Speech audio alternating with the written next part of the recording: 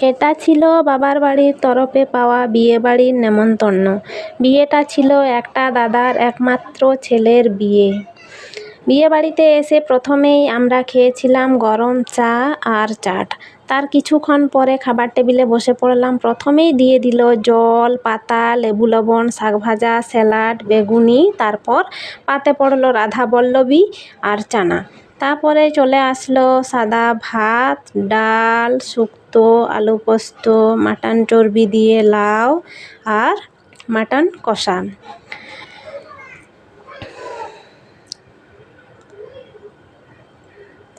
তারপরে পাতে পড়লো চাটনি, দই, রসগোল্লা, পায়েস, পাঁপড়।